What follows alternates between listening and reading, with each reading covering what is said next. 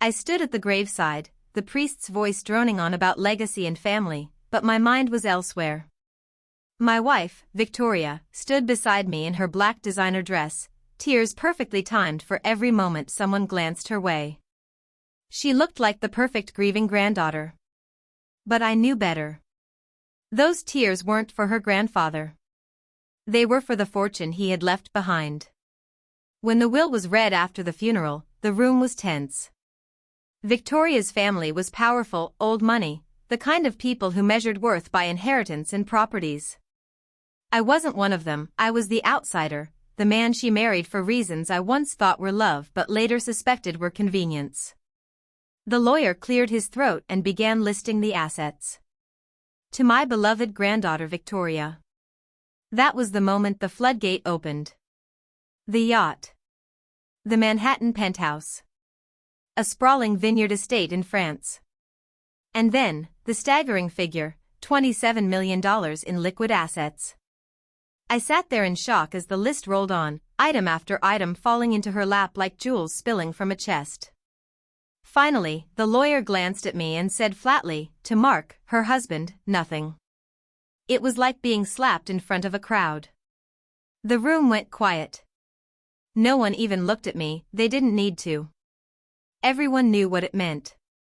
Victoria had gotten everything. I was irrelevant. Later, as the family celebrated behind closed doors, I found her on the balcony with a glass of champagne, staring out at the city. I asked the question burning inside me. You knew about this, didn't you? She didn't even flinch. Of course.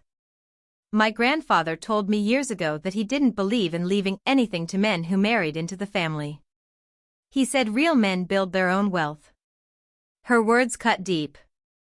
So I was just a placeholder to him? A nobody? She smirked, sipping her drink. Don't take it personally. He just didn't think you were suitable. And honestly, neither do I anymore. That was the moment I realized the truth. I was nothing more than a shadow in her world of luxury. She hadn't married me for love. She married me because I was easy to control, easy to discard when the time came. But here's the part Victoria didn't know. Her grandfather and I had spoken privately, months before his health declined. He had looked me in the eye one evening over brandy and said, Mark, I know what Victoria is. She's my blood, but she's not loyal. She values wealth over people. I don't trust her to build anything real. But you're different. You remind me of myself when I was young. Quiet. Observant. Calculating. He told me then that his official will would leave everything to Victoria, but he wanted to see what she would do with it. And he wanted me to be ready. He left me something no one else knew about, a set of documents, keys, and instructions in a sealed envelope. At the time, I hadn't fully understood. But now, standing there as Victoria gloated in her wealth, I knew exactly what he meant. That night, while she celebrated her new empire with her friends, I slipped away. I drove to an old storage facility on the edge of the city and used the key he'd given me. Inside was a locked safe, and inside that safe was a treasure greater than yachts or penthouses, the controlling shares of his private investment company, valued at nearly double what Victoria inherited. Quiet wealth. Invisible power. He had trusted me with it because he knew she would flaunt her fortune. And he was right.